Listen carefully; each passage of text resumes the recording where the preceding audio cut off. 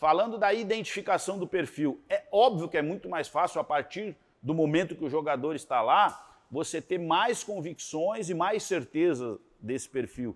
E é por isso que a gente consegue manter os nossos jogadores por tanto tempo. Neste instante que eu estou conversando aqui contigo, nós temos 9 jogadores com mais de 200 partidas no Palmeiras. É porque a gente detecta que jogadores como Luan, como Marcos Rocha, como Mike, além dos que eu já citei antes, eles dão essa sustentação de competitividade. Agora, é muito fácil olhar hoje e dizer assim, pô, realmente, o Piquerez é um jogador extremamente competitivo. Pô, o Vanderlan realmente é um jogador extremamente competitivo. Como você citou aqui o Bruno. Nós entendemos que, aliado ao espírito competitivo, existe uma característica de jogo que nos atenda. A característica tem que atender 2 viés. Primeiro, futebol total. O jogador tem que estar inserido na ação ofensiva e defensiva ou ele não serve ao nosso clube. E 2, ele tem que ser um jogador de conceitos modernos. O brasileiro caminhou muito tempo acreditando na individualidade e isso nos sustentou competitivamente muito tempo. Mas depois que o Brasil é tricampeão em 70, Duda, e o mundo volta os olhos ao Brasil, ele percebe que éramos competitivos por sermos melhores tecnicamente, por dominarmos melhor, passarmos melhor, conduzirmos melhor.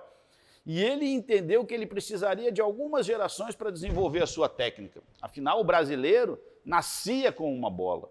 Era considerada a pátria de chuteiras, o país do futebol. Os jovens dos 6 aos 12 anos, na década de 70, jogavam diariamente, 3, 4 horas, com o mais velho, com o mais novo, de pé descalço, de quichute, na chuva, na grama. E isso trazia a resolução dos problemas do jogo e o desenvolvimento da sua técnica. O europeu, percebendo que gastaria algumas gerações para ser técnico, criou outra escola, a escola de organização coletiva, a tática. Criou outra escola, a da valência física, para tirar o espaço da nossa técnica. E me parece que o brasileiro ele acredita ainda só nessa questão individual. A gente individualiza um esporte que é coletivo. E no perfil do Palmeiras, a gente quer jogadores de conceitos coletivos, que acredite na amplitude, na profundidade, na compactação, nas transições. Então, não só o Bruno, mas como todos os jogadores e todo mundo que trabalha lá, o Cebola, o Rogerião, o Abel, o João Paulo, o coordenador da base, possui esse perfil de acreditar tanto no futebol total quanto nos aspectos e nos conceitos coletivos. A identificação desse perfil, que é o que a gente está falando, ela parte... o Palmeiras, pelo jeito, há processos muito definidos, né? Não deve ser um cara... aquele cara do Cruzeiro lá, aquele cara é bom lá de trazer. Não acredito que não seja assim. Não. O processo da análise de mercado ele funciona da seguinte forma no Palmeiras. Temos full time em sala 2 analistas de mercado. Se passa a eles esse conceito macro do futebol total e dos conceitos modernos. Tá. Então, que a identificação vai ocorrer em cima desses 2 quesitos.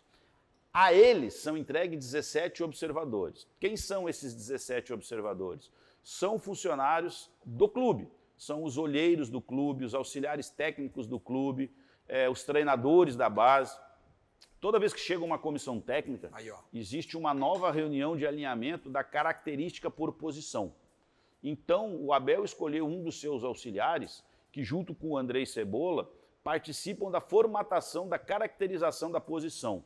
Então vamos lá, um lateral. O que o lateral precisa na fase defensiva? Compor bem a linha de 4, não esgaçar muito o lateral em relação ao zagueiro, induzir o adversário a jogar para fora e não para dentro, e no terço final ofensivo. Então é feito um planejamento de características por posição. A partir disso, cada semana, os 2 analistas de mercado distribuem 2 jogos para cada um dos 17 observadores. Então temos 34 jogos analisados naquela semana com o nosso viés. Na sexta-feira, o auxiliar técnico do Abel, que se chama Carlos Martinho, se senta com os 2 analistas de mercado, eles abrem os 34 relatórios e a partir dali a gente monta o que a gente chama de lista larga. A gente escolhe os principais jogadores que mais se destacam nas nossas características. E toda a última sexta-feira do mês, o próprio Abel, com o executivo Anderson Barros, com o Andrei Cebola, com o Carlos Martins e os 2 analistas de mercado, eles enxugam a lista para 3 nomes, que chamamos de time sombra. A partir daí, tanto o executivo Anderson quanto os 2 analistas de mercado começam um processo de decupar a operação.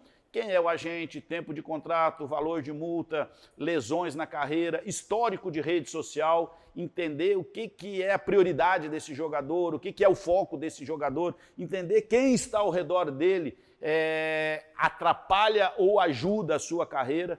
Veja que o processo é complexo e as pessoas elas acham que no Grêmio, que no Inter, que no Corinthians, que no Atlético Mineiro, que no Palmeiras, está na cabeça de uma pessoa contratar jogadores.